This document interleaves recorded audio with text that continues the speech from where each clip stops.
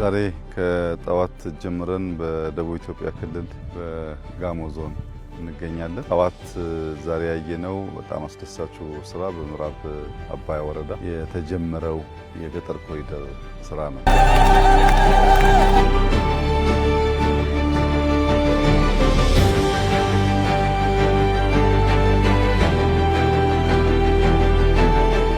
ምዕራብ አባያ ወረዳ ያየነው ቅድም ሞዴል የገጠር ኮሪደር ስራዎች ሙሉ በሙሉ የተገነቡት በአርሶ አደሩ ነው። እኛ የማሰልጠን የጡብ ማሽነሪ የማቅረብ አይነት ድጋፍ ከማድረግ ውጪ ሙሉ በሙሉ ወጪው የተሸፈነው ስራ የተሰራው አካባቢ አርሶ አደሮች ነው።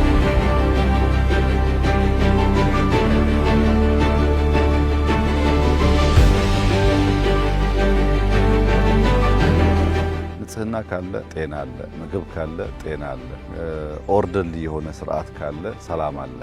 እነዚህ ጉዳዮች ከፍተኛ ግምት ሊሰጣቸው ይገባል። የዜጎቻችን ሕይወት ይቀይራሉ፣ የአኗኗር ዘያችን ያሻሽላሉ። ኢትዮጵያ ነው ለምናስበው ከፍታ ወደምናስበው መሻሻል የመውሰድ አቅም አለ።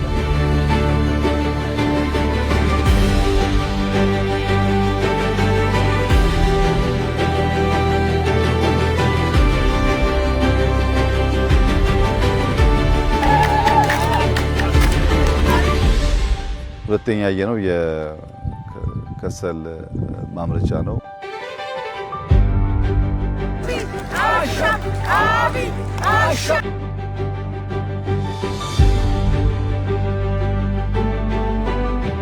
ጥቂት ዓመታት በፊት ለእኛ ኢንዱስትሪ ግብዓት የሚሆኑ ከሰሎች ከውጭ ሀገር እናስገባ ነበር። እስከ $300 ሚሊዮን ገደማ ከውጭ ገቡ ነበር። አሁን በሀገር ውስጥ እናመርታለን።